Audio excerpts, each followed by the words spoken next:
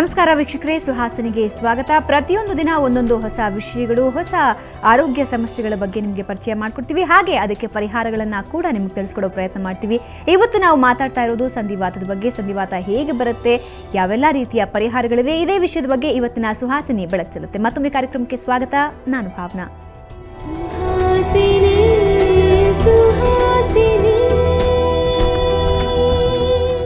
ಇದರ ಬಗ್ಗೆ ನಮಗೆ ಮಾಹಿತಿ ಕೊಡೋದಕ್ಕೆ ನಮ್ಮ ಜೊತೆ ಇದ್ದಾರೆ ವೈದ್ಯರಾದಂತಹ ಉಮರ್. ಕಾರ್ಯಕ್ರಮಕ್ಕೆ ಸ್ವಾಗತ. ಹಲೋ.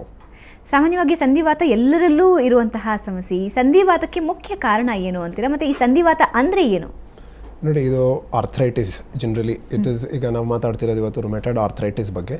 ಇದರಲ್ಲಿ ಏನಾಗುತ್ತಂದರೆ ಇಟ್ ಇಸ್ ಅ ಪಾಲಿಆರ್ಟಿಕ್ಯುಲರ್ ಡಿಸೀಸ್ ಅಂತ ಹೇಳ್ತೀರಿ. ಅಂದರೆ 1-4 ಜಾಯಿಂಟ್ ಎಫೆಕ್ಟ್ ಆಗೋದು. ಸೊ ಆಸ್ಟಿಯೋಆರ್ಥರೈಟಿಸಲ್ಲಿ ಬರೀ ಒಂದು ಜಾಯಿಂಟ್ ಎಫೆಕ್ಟ್ ಆಗುತ್ತೆ, ವೆರಾಸ್ ರುಮೆಟಾಯ್ಡ್ ಆರ್ಥರೈಟಿಸಲ್ಲಿ 4-5 ಜಾಯಿಂಟ್ ಎಫೆಕ್ಟ್ ಆಗುತ್ತೆ. ಸೊ ಇದು ಬರೀ ಜಾಯಿಂಟ್ ಎಫೆಕ್ಟ್ ಇಲ್ಲದಿರೋದೆ ನಮ್ಮ ಕಣ್ಣಿಗೆ ಎಫೆಕ್ಟ್ ಆಗುತ್ತೆ, ಲಂಗ್ಸಿಗೆ ಎಫೆಕ್ಟ್ ಆಗುತ್ತೆ, ಹಾರ್ಟಿಗೆ ಎಫೆಕ್ಟ್ ಆಗುತ್ತೆ. So basically it is a extra articular disease also. ಅಂದರೆ ಮೂಳೆ ಇಲ್ಲದೆ ಬೇರೆ ಆರ್ಗನ್ಸ್ಗೂ ಎಫೆಕ್ಟ್ ಆಗುತ್ತೆ. ರುಮೆಟಾಯ್ಡ್ ಆರ್ಥರೈಟಿಸಲ್ಲಿ ಏನಾಗುತ್ತೆ ಅಂದರೆ it is a auto immune disorder. Auto immune disorder ಅಂದರೆ ಇವತ್ತಿನ ಇದಕ್ಕೆ ಕಾರಣ ಹೆಚ್ಚಾಗಿ ಗೊತ್ತಾಗಿಲ್ಲ. ವೆರಾಸ್ ಸರ್ಟನ್ ಕೇಸಸಲ್ಲಿ ಪ್ರಿಡಿಸ್ಪೋಸಿಂಗ್ ಫ್ಯಾಕ್ಟರ್ ಒಂದು ಟ್ರೋಮಾಯಿಂದ ಆಗಿರ್ಬೋದು, ಅಂದರೆ ಏಟ್ ಬಿದ್ದಿರೋದು, old injury, or it could be a familial disease, ಅಂದರೆ ಹೆರಿಡಿಟ್ರಿ, ತಂದೆ ತಾಯಿ ಇರೋದ್ರಿಂದ ಮಕ್ಳಿಗೆ ಸ್ಪ್ರೆಡ್ ಆಗೋದು ಕ್ವೈಟ್ ಕಾಮನ್ ಆಗಿ ಕಂಡು ಬಂದಿದೆ. ಆ್ಯಂಡ್ ಸರ್ಟನ್ ಕೇಸಸಲ್ಲಿ ಇಟ್ ಈಸ್ ಸೈಕಾಲಜಿಕಲ್ ಡಿಸಾರ್ಡರ್ಲಿಂದನೂ ಹೆಚ್ಚಾಗುತ್ತೆ, ಸ್ಟ್ರೆಸ್ ಸ್ಟ್ರೇನಿಂದನೂ ಇದು ಕಂಡು ಬರುತ್ತೆ. ಓಕೆ, ಇದರ ಲಕ್ಷಣಗಳೇನು? ಅಂದರೆ ಯಾವ ರೀತಿ ಇವಾಗ ರುಮೆಟಾಯ್ಡ್ ಆರ್ಥರೈಟಿಸ್ ಬಂದಿದೆ ಅಂತ ಗೊತ್ತಾಗೋದಾದರೂ ಹೇಗೆ, ಮತ್ತು ಯಾವೆಲ್ಲ ಲಕ್ಷಣಗಳಿರುತ್ತೆ ಇದಕ್ಕೆ? ನೋಡಿ, ಬೇಸಿಕ್ಲಿ ನಾನು ಹೇಳ್ದಂಗೆ ಜಾಯಿಂಟ್ ಪೇನ್ಸ್ ಶುರು ಆಗುತ್ತೆ. And it will be in 2 or 3 joints or 4 joints. Okay, ಏನಾಗುತ್ತೆ ಅಂದರೆ it will start from the hands or the feet, ಕೈ ಇಲ್ಲ ಕಾಲಿಂದ ಸ್ಮಾಲ್ ಜಾಯಿಂಟ್ಸ್ ಎಫೆಕ್ಟ್ ಆಗುತ್ತೆ. ನಾವು ಮೂಮೆಂಟ್ ಯಾವ ತುಂಬ ಜಾಯಿಂಟ್ಸಲ್ಲಿರುತ್ತೆ, ಅದಕ್ಕೆ ನಾವು ಸೈನೋವಿಯಲ್ ಜಾಯಿಂಟ್ಸ್ ಅಂತ ಹೇಳ್ತೇವೆ, ಫ್ಲೆಕ್ಸಿಬಲ್ ಜಾಯಿಂಟ್ಸ್. ಈ ಫ್ಲೆಕ್ಸಿಬಲ್ ಜಾಯಿಂಟ್ಸಲ್ಲಿ ಎಫೆಕ್ಟ್ ಆಗುತ್ತೆ. ದೆನ್ ಸ್ಲೋಲಿ ಇದರಲ್ಲಿ ಏನಾಗುತ್ತೆ ಅಂದರೆ ಮಾರ್ನಿಂಗ್ ಸ್ಟಿಫ್ನೆಸ್ ಆಗುತ್ತೆ, ನೋವು ಜೊತೆ ಬೆಳಿಗ್ಗೆ ಎದ್ದ ತಕ್ಷಣ ಏನು ಮೂವ್ಮೆಂಟ್ಸ್ ಮಾಡೋಕ್ಕಾಗೋದಿಲ್ಲ. So this is one of the classical symptom of rheumatoid arthritis. And ಅದಂಗೆ ಸ್ಪ್ರೆಡ್ ಆಗ್ತಾ ಹೋಗುತ್ತೆ. ಸೊ 3 to 4 ಜಾಯಿಂಟ್ಸ್, ಕೈ ನಕಲ್ಸ್, IPJ ಅಂತ ಹೇಳ್ತೇನೆ ನಾವು, ದಟ್ ಈಸ್ ಇಂಟರ್ಫ್ಯಾಲೆಂಜಲ್ ಜಾಯಿಂಟ್ಸ್, ಇದು ಎಫೆಕ್ಟ್ ಆಗ್ತಾ ವ್ರಿಸ್ಟ್ ಜಾಯಿಂಟಿಗೆ ಎಫೆಕ್ಟ್ ಆಗ್ಬೋದು, ಇಲ್ಲ ಭುಜಗ್ ಎಫೆಕ್ಟ್ ಆಗ್ಬೋದು, ಅದೇ ಥರ ಮಂಡಿಗೂ ಸ್ಪ್ರೆಡ್ ಆಗ್ಬೋದು. ಆದರೆ ತುಂಬ ಕ್ಲಾಸಿಕಲ್ ಏನಿರುತ್ತೆ ಅಂದರೆ ಸ್ಮಾಲ್ ಜಾಯಿಂಟ್ಸ್ ಎಫೆಕ್ಟ್ ಆಗಿ ಅದಾಗ್ತಾ ಬಿಗ್ ಜಾಯಿಂಟ್ಸಿಗೆ ಎಫೆಕ್ಟ್ ಆಗುತ್ತೆ. ಅದ್ರ ಜೊತೆ morning stiffness. So this are symptoms related to the bone. ಅದು ಬಿಟ್ಟು it will spread to the other tissues. ಅದೇ ಫಾರ್ ಎಕ್ಸಾಂಪಲ್ ಕಣ್ಣಿಗೆ ಎಫೆಕ್ಟ್ ಆಗ್ಬೋದು. ಕಣ್ಣಲ್ಲಿ ಏನಾಗುತ್ತೆ, ಸ್ಕ್ಲೀರಾ, ಅಂದರೆ ನಾವು ವೈಟ್ ಪೋರ್ಷನ್ ಕಣ್ಣಲ್ಲಿ ಏನಿರುತ್ತೋ ಅದಕ್ಕೆ ಸ್ಕ್ಲೀರಾ ಅಂತ ಹೇಳ್ತೀರಿ.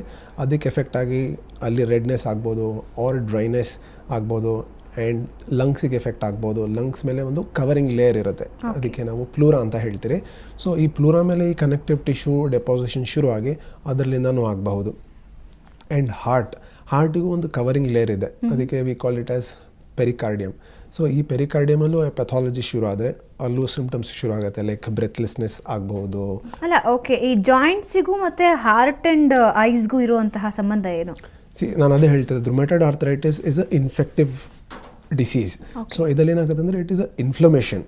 ಅಂದರೆ 5 ಸೈನ್ಸ್ ಇರುತ್ತೆ. ಒಂದು redness, swelling and movements loss ಆಗೋದು. ಸೊ ಈ ರುಮೆಟಾಯ್ಡ್ ಆರ್ಥರೈಟಿಸ್ ಎಫೆಕ್ಟ್ ಆಗೋದೇನೆಂದರೆ ಮೂಳೆ ಮೇಲೆ ಒಂದು ಶೀತ್ ಇರುತ್ತೆ, that is known as a synovial sheath. ಈ ಶೀತಿಗೆ ಅದು ಎಫೆಕ್ಟ್ ಆಗುತ್ತೆ. ಸೊ ಇದೇ sheath it is present in other organs also. ಅಂದರೆ ಲಿವರ್ ಮೇಲೆ ಕವರಿಂಗ್ ಇರುತ್ತೆ, ಲಂಗ್ಸ್ ಮೇಲೆ ಕವರಿಂಗ್ ಇರುತ್ತೆ, ಹಾರ್ಟ್ ಮೇಲೆ ಕವರಿಂಗ್ ಇರುತ್ತೆ. ಸೊ ಇದೇ ಟಿಶ್ಯೂ ಬೇರೆ ಎಲ್ಲೆಲ್ಲಿ ನಮ್ಮ ಸಿಸ್ಟಮ್ಸ್ ಎಲ್ಲಿದೆಯೋ ಅಲ್ಲೆಲ್ಲ ಎಫೆಕ್ಟ್ ಆಗುತ್ತೆ.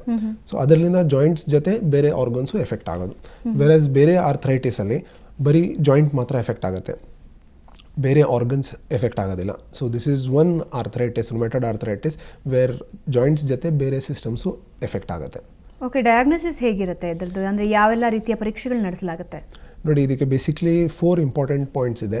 ರುಮೆಟಾಯ್ಡ್ ಆರ್ಥರೈಟಿಸ್ನ ನಾವು ಡಯಾಗ್ನೋಸ್ ಮಾಡಬೇಕಂದ್ರೆ, ಒಂದು 4-5 ಜಾಯಿಂಟ್ ಎಫೆಕ್ಟ್ ಆಗಿರಬೇಕು, ಒಂದು. ಎರಡನೇದು 4 ವೀಕ್ಸ್ ಮೇಲಿರಬೇಕು. ಆ್ಯಂಡ್ ಥರ್ಡ್ ಥಿಂಗ್, ಒಂದು ಫ್ಯಾಕ್ಟರ್ ಇದೆ, RA ಫ್ಯಾಕ್ಟರ್ ಅಂತ, ಅದು ಪಾಸಿಟಿವ್ ಇರಬೇಕು. ಅದ್ರ ಜೊತೆ ಚರ್ಮದ ಮೇಲೆ, ಸ್ಕಿನ್ ಮೇಲೆ ನಾಡ್ಯೂಲ್ಸ್ ಆಗಿಬಿಡುತ್ತೆ, ಅದಕ್ಕೆ ನಾವು ರುಮೆಟಾಯ್ಡ್ ನಾಡ್ಯೂಲ್ಸ್ ಅಂತ ಹೇಳ್ತೀರಿ. ಈ 4 ಪಾಯಿಂಟ್ಸ್ ಇದ್ದರೆ ಇದಕ್ಕೆ ನಾವು ರುಮೆಟಾಯ್ಡ್ ಆರ್ಥರೈಟಿಸ್ ಅಂತ ಹೇಳ್ತೀರಿ. ಓಕೆ, ರಿಸ್ಕ್ ಫ್ಯಾಕ್ಟರ್ಸ್ ಏನಾದರೂ ಇದೆಯಾ ರುಮೆಟೆಡ್ ಆರ್ಥರೈಟಿಸ್ ಬರೋದಕ್ಕೆ? ರಿಸ್ಕ್ ಫ್ಯಾಕ್ಟರ್ಸ್ ಅಂತ ಏನಾದರೂ ನಾವು ಗಮನದಲ್ಲಿ ಇಟ್ಕೋಬಹುದಾ? ಡೆಫಿನೆಟ್ಲಿ ರಿಸ್ಕ್ ಫ್ಯಾಕ್ಟರ್ಸ್ ನಾನು ಹೇಳ್ದಂಗೆ ಇಟ್ ಈಸ್ ಟ್ರೋಮಾ, ಅಂದರೆ ಬೀಳೋದು ಪ್ರಿಡಿಸ್ಪೋಸಿಂಗ್ ಫ್ಯಾಕ್ಟರ್ ಒಂದು. ನಂತರ psychological stress strain is also risk factor. ಅದ್ರ ಜೊತೆ improper life style and family ಹಿಸ್ಟ್ರಿಯಲ್ಲಿ ರುಮೆಟೆಡ್ ಆರ್ಥರೈಟಿಸ್ ಇದ್ದರೆ ಚಾನ್ಸಸ್ ಆಫ್ ದಿ ಪ್ರೋಜಿನಿ ಮಕ್ಳಿಗೆ ಬರೋದು ಚಾನ್ಸಸ್ ಸ್ವಲ್ಪ ಜಾಸ್ತಿ ಆಗುತ್ತೆ. ಸೊ ಯಾವೆಲ್ಲ ರೀತಿ ಟ್ರೀಟ್ಮೆಂಟ್ಸ್ ಅವೈಲೇಬಲ್ ಇದೆ? ಅಂದರೆ ಯಾವೆಲ್ಲ ರೀತಿ ಟ್ರೀಟ್ಮೆಂಟ್ಸಿಂದ ಶಾಶ್ವತವಾಗಿ ಇದಕ್ಕೆ ಪರಿಹಾರ ಪಡ್ಕೋಬಹುದು? ನೋಡಿ, ಈಗ ಇದಕ್ಕೆ ನಾವು ಶುರು ಮಾಡಿದಾಗ ಇಫ್ ಇಟ್ ಈಸ್ ಅಕ್ಯೂಟ್ 4 ವೀಕ್ಸ್ಗಿಂತ ಕಡಿಮೆ ಇದೆ, ಅದಕ್ಕೆ ನಾವು ಅಕ್ಯೂಟ್ ಮೆಡಿಸಿನ್ಸ್ ಕೊಡ್ತೀರಿ. ಲೈಕ್ ಆಕ್ಟಿಯಸ್ ಪ್ಯಾಕೆಟಾ, ರಸ್ಟಾಕ್ಸ್, ಬ್ರಯಾನಿ ಅಂತ ಇದೆ, ಅದಕ್ಕೆ ಔಷಧಿ ಕೊಡ್ತೀರಿ. ವೆರಾಸ್ RA ಫ್ಯಾಕ್ಟರ್ ಪಾಸಿಟಿವ್ ಇತ್ತು, ಅದ್ರ ಜೊತೆ ನೋಡ್ಯೂಲ್ಸ್ ಇದೆ, ಅಂದರೆ ಚರ್ಮದ ಮೇಲೆ ಗಡ್ಡೆಗಳು ಕಂಡು ಬಂದಿದೆ, ಅದಕ್ಕೆ ಬೇರೆ ಥರ ಟ್ರೀಟ್ಮೆಂಟ್ ಕೊಡ್ತೀರಿ. ವಿ ಗಿವ್ ಅ ಕಾನ್ಸ್ಟಿಟ್ಯೂಷನಲ್ ಟ್ರೀಟ್ಮೆಂಟ್. ಈ ಕಾನ್ಸ್ಟಿಟ್ಯೂಷನಲ್ ಟ್ರೀಟ್ಮೆಂಟ್ ಅಂದರೆ ನಾವು ಹೆಂಗೆ ಶುರು ಆಯಿತು, case history is very important. ಇವರ ಮೆಂಟಲ್ ಆಟ್ರಿಬ್ಯೂಟ್ಸ್, ಫಿಸಿಕಲ್ ಆಟ್ರಿಬ್ಯೂಟ್ಸ್, ಅಂದರೆ ಅವರ ಮಾನಸಿಕ ಸ್ಥಿತಿ ಹೆಂಗಿದೆ, ಅದನ್ನೆಲ್ಲ ನಾವು ಅನಲೈಸ್ ಮಾಡಿ ಅದ್ರ ಮೇಲೆ we give a medicine. So ಆ ಮೆಡಿಸಿನ್ಸ್ ತೊಗೊಂಡ ನಂತರ ಗ್ರ್ಯಾಜುಲಿ ಸ್ಟೇಜಸ್ ಇರುತ್ತೆ, ಆ ಸ್ಟೇಜಸಲ್ಲಿ ಇಟ್ ಶುಡ್ ಕಮ್ ಬ್ಯಾಕ್. ಹೋಮಿಯೋಪತಿಲಿ there are 3 stages of treatment. One is psoric medicine, sycotic and syphilitic ಅಂತ ಹೇಳ್ತೀರಿ. So if it is in these stages it should come back.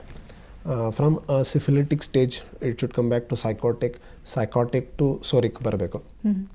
ಅಂದರೆ ಎಕ್ಸಾಂಪಲ್, ಬರೀ ಪೇನ್ ಇದೆ, pain will be only in a psoric symptom. Pain ಜೊತೆ swelling ಇದೆ, it will go to a sycotic stage. And from swelling deformity ಆಗುತ್ತೆ. Rheumatoid ಆರ್ಥರೈಟಿಸಲ್ಲಿ deformity ಜಾಸ್ತಿ, so it will be in the last stage, syphilitic stage. So ಈಗ ನಾವು ಔಷಧಿ ಕೊಟ್ಟರೆ it should come back. Swelling ಹೋಗಿ ಬರೀ ಪೇನ್ ಇರುತ್ತೆ, ಆಮೇಲೆ ಪೇನ್ ಹೋಗುತ್ತೆ. ಡಿಫಾರ್ಮಿಟಿ ಇದ್ದರೆ ಡಿಫಾರ್ಮಿಟಿ ಹೋಗಿ ಸ್ವೆಲ್ಲಿಂಗ್ ಬರುತ್ತೆ, ಸ್ವೆಲ್ಲಿಂಗ್ ಹೋಗಿ ಪೇನ್ ಬರುತ್ತೆ, ಪೇನ್ ಹೋಗಿ ನಾರ್ಮಲೈಸ್ ಆಗುತ್ತೆ. So this is how we treat. Okay, ಈಗ ಟ್ರೀಟ್ಮೆಂಟ್ ತೊಗೊಂಡು ಇದು ರಿಪೀಟೆಡ್ಲಿ ಬರೋ ಚಾನ್ಸಸ್ ಏನಾದರೂ ಇದೆಯಾ? ಯಾವ ಸಂದರ್ಭದಲ್ಲಿ ಅದು ರಿಪೀಟೆಡ್ಲಿ ಬರ್ತಾ ಇರಬಹುದು? ಜನರಲಿ ಈಗ ಹೋಮಿಯೋಪತಿ ಮೆಡಿಸಿನ್ ತೊಗೊಂಡ ನಂತರ ಈ ರುಮೆಟೆಡ್ ಆರ್ಥರೈಟಿಸಲ್ಲಿ ರೆಮಿಷನ್ಸ್ ಜಾಸ್ತಿ ಇರುತ್ತೆ, ಅಂದರೆ ಅದಾಗದೆ ಬರುತ್ತೆ ಹೋಗುತ್ತೆ. ಸೊ ಫಸ್ಟ್ ಹೋಮಿಯೋಪತಿ ಟ್ರೀಟ್ಮೆಂಟ್ ತೊಗೊಂಡ ನಂತರ ಈ ರಿಮಿಷನ್ಸ್ ಕಡಿಮೆ ಆಗುತ್ತೆ. And after the treatment 90% it will not relapse back again. ಆದರೆ ಅದ್ರ ಜೊತೆ ಬೇರೆ ಏನಾದರೂ ಕಾಯಿಲೆ ಬಂತು, ಇಮ್ಯುನಿಟಿ ಪವರ್ ಕಡಿಮೆ ಆಯಿತು, then there are chances where ಇದು ಮತ್ತೆ ಬರಬಹುದು. For example, rheumatoid arthritis patient ಔಷಧಿ ತೊಗೊಂಡು ವಾಸಿಯಾಗಿದೆ, ಅದ್ರ ಜೊತೆ ಮತ್ತೆ ಈಗ ಅವರು ತುಂಬ ಸ್ಟ್ರೆಸ್ ಆಗಿತ್ತು, ಇಲ್ಲ ಡಯಾಬಿಟೀಸ್ ಬಂತು, ಸೊ ಯೋಚನೆ ಜಾಸ್ತಿ ಮಾಡಿದ್ರು, ಆರ್ ಅದರ್ ಡಿಸೀಸಸ್ ಬಂದ ನಂತರ ಮತ್ತೆ ರುಮೆಟೆಡ್ ಆರ್ಥರೈಟಿಸ್ ಬರೋಕ್ಕೆ ಚಾನ್ಸಸ್ ಇರುತ್ತೆ. Otherwise healthy life style maintain ಮಾಡ್ಕೊಂಡು, ಡಯಟ್ ಮೇಂಟೈನ್ ಮಾಡ್ಕೊಂಡು ಹೋದರೆ ಅದು ಮತ್ತೆ ಬರೋದು chances is very less. Okay, ಅವರ ಡಯಟ್ ಆಗಲಿ ಅಥವಾ ಲೈಫ್ ಸ್ಟೈಲ್ ಆಗಲಿ ಹೇಗಿರಬೇಕು ಅಂತೀರಾ? ಇನ್ನೊಂದ್ಸಲ ಬರದೇ ಇರಲಿ ಅಂತ ಅವ್ರೇನಾರು ಅಂದ್ಕೊಳ್ತಾ ಇದ್ರೆ ಯಾವೆಲ್ಲ ರೀತಿಯ ಚೇಂಜಸ್ ಮಾಡ್ಕೋಬೇಕಾಗುತ್ತೆ ಅವ್ರ ಲೈಫಲ್ಲಿ? Very important is a sedentary life style. ಈ ಜನ್ರೇಷನಲ್ಲಿ ನಾವು ತುಂಬ ಹೆಚ್ಚಾಗಿ ಕಂಡು ಬರ್ತೀರಿ. Lack of exercise it could be simple walk ಇರ್ಬೋದು, 30 minutes ವಾಕ್. ಅದ್ರ ಜೊತೆ ನ್ಯೂಟ್ರಿಷನಲ್ ಡಯಟ್, ನಾವು ಸೌತ್ ಇಂಡಿಯನ್ ಮೀಲ್ಸ್ ನಾವು ಏನು ತಿಂತೀರಿ, it contains all the proteins and essential amino acids and nutrients. ಅದನ್ನು ತೊಗೊಂಡು ಅದ್ರ ಜೊತೆ ಒಂದು simple half an hour walk ಮಾಡ್ಕೊಂಡು ಹೋದರೆ definitely we can keep most of the diseases away. Okay, ಈ ಡಿಸೀಸ್ ನೀವು ಟ್ರೀಟ್ ಮಾಡಬೇಕಾದ್ರೆ ಯಾವೆಲ್ಲ ಅಂಶಗಳನ್ನು ಗಮನದಲ್ಲಿಡ್ತಾರೆ ಮತ್ತು ಸುಮಾರು ಎಷ್ಟು ಸಮಯ ಬೇಕಾಗುತ್ತೆ? ಅಂದರೆ ಒಬ್ಬ ರೋಗಿ ಕ್ಯೂರ್ ಆಗಬೇಕು ಅಂದರೆ ಎಷ್ಟು ಸಮಯ ತಗೊಳುತ್ತೆ ಮತ್ತು ಯಾವೆಲ್ಲ ಹಂತಗಳಲ್ಲಿ ಈ ಸಮಯವನ್ನು ನಿಗದಿ ಮಾಡ್ತೀರಾ ನೀವು? ನೋಡಿ, ಬೇಸಿಕ್ಲಿ ಈಗ ನಾವು ಅದನ್ನು ನಾನು ಹೇಳ್ದಂಗೆ ಸ್ಟೇಜಸ್ ಇದೆ. So if it is only pain it will resolve back ತುಂಬ ಜಲ್ದಿ, ಅದಕ್ಕೆ ನಾವು ಗುಣ ಮಾಡ್ಬೋದು. ವೆರಾಸ್ ಸ್ವೆಲ್ಲಿಂಗ್ ಇತ್ತು ಅಂದರೆ it can take 3 months 4 months ಆಗ್ಬೋದು. ವೆರಾಸ್ ಡಿಫಾರ್ಮಿಟಿ ಇತ್ತು ಅಂದರೆ ಇದರಲ್ಲಿ ರುಮೆಟೆಡ್ ಆರ್ಥರೈಟಿಸಲ್ಲಿ ಸ್ವಾನ್ ನೆಕ್ ಡಿಫಾರ್ಮಿಟಿ ಅಂತ ನಾವು ಹೇಳ್ತೀರಿ, ಕೈ ಹಂಗೆ ಫ್ಯೂಸ್ ಆಗಿಬಿಟ್ಟಿರುತ್ತೆ. ಸೊ ಅವೆಲ್ಲ ಇದ್ದರೆ it will take some time. With medicines ಫಿಸಿಯೋಥೆರಪಿನೂ ಮಾಡಿಸ್ಬೇಕಾಗತ್ತೆ. So it will take at least 1 year 1.5 year, ಅದ್ರ ಮೇಲೂ ಡಿಪೆಂಡ್ ಆಗುತ್ತೆ. ಅದ್ರ ಜೊತೆ ಪೇಷಂಟ್ ಏಜ್, ಅವ್ರ ಸೆಸೆಪ್ಟಿಬಿಲಿಟಿ ಹೆಂಗಿದೆ, so it is very individualistic. So ಒಬ್ಬರಿಗೆ 8 ತಿಂಗಳಲ್ಲಿ ಆಗ್ಬೋದು, ಒಬ್ಬರಿಗೆ 1 ತಿಂಗಳಲ್ಲಿ ಆಗ್ಬೋದು, ಒಬ್ಬರಿಗೆ 2 ವರ್ಷ ಆಗ್ಬೋದು. So it will depend on the disease and the individual, ಅವ್ರ ಏಜ್, ಅವ್ರು ಯಾವ ಥರ ಇದ್ದಾರೆ, ಸೊ ಅದ್ರ ಮೇಲೆಲ್ಲ ಡಿಪೆಂಡ್ ಆಗುತ್ತೆ. ಸೊ ಈ ಸಂದರ್ಭದಲ್ಲಿ ವೆಯ್ಟ್ ಲಾಸ್ ಮಾಡ್ಕೊಳ್ಬೇಕಾದಂತಹ ಅವಶ್ಯಕತೆ ಏನಾದರೂ ಇರುತ್ತಾ ರೋಗಿಗೆ? ನೀ ಜಾಯಿಂಟ್ ಇನ್ವಾಲ್ವ್ಮೆಂಟ್ ಇದ್ದರೆ ವೆಯ್ಟ್ ಲಾಸ್ ಮಾಡೋದು ಅವಶ್ಯಕತೆ ಇರುತ್ತೆ. ಅದರ್ವೈಸ್ ನಾನು ಹೇಳ್ದಂಗೆ ಇಟ್ ವಿಲ್ ಬಿ ಬೇಸಿಕ್ಲಿ ನಮ್ಮ ಕೈ ಜಾಯಿಂಟ್ಸ್ ಎಫೆಕ್ಟ್ ಆಗೋದು, wrist joint or the shoulder joint or the elbow joint. ಇದರಲ್ಲಿ ವೆಯ್ಟ್ ಗೇನ್ ಇದ್ದರೆ ದೆರ್ ಇಸ್ ನಥಿಂಗ್, ಅದ್ರ ಮೇಲೆ ಏನಕ್ಕೆ there is no weight bearing joint. Whereas knee involvement ಆಯಿತು ಅಂದರೆ ಫ್ಯೂ ಕೇಸಸ್ 70% ಕೇಸಸ್ಸಲ್ಲಿ ರುಮಟಾಯ್ಡ್ ಆರ್ಥರೈಟಿಸಲ್ಲಿ ನೀ ಜಾಯಿಂಟು ಎಫೆಕ್ಟ್ ಆಗುತ್ತೆ. ಸೊ ಆ ಟೈಮಲ್ಲಿ ವೆಯ್ಟ್ ಗೇನ್ ಇತ್ತು ಅಂದರೆ ಅದಕ್ಕೆ ನಾವು ವೆಯ್ಟ್ ಲಾಸು ಮಾಡಬೇಕಾಗತ್ತೆ. ಓಕೆ, ನಿಮ್ಮ ಜೊತೆ ಇನ್ನಷ್ಟು ಮಾತಾಡ್ತೀನಿ. ಸೊ ವೀಕ್ಷಕರೇ, ನೀವು ಕೂಡ ಕರೆ ಮಾಡಿ ವೈದ್ಯರ ಹತ್ರ ಸೂಕ್ತ ಸಲಹೆಯನ್ನು ಪಡ್ಕೋಬಹುದು. ಈಗ ಒಂದು ಸಣ್ಣ ವಿರಾಮ, ನಂತರ ಸುಹಾಸಿನಿ ಮುಂದುವರಿಯುತ್ತೆ.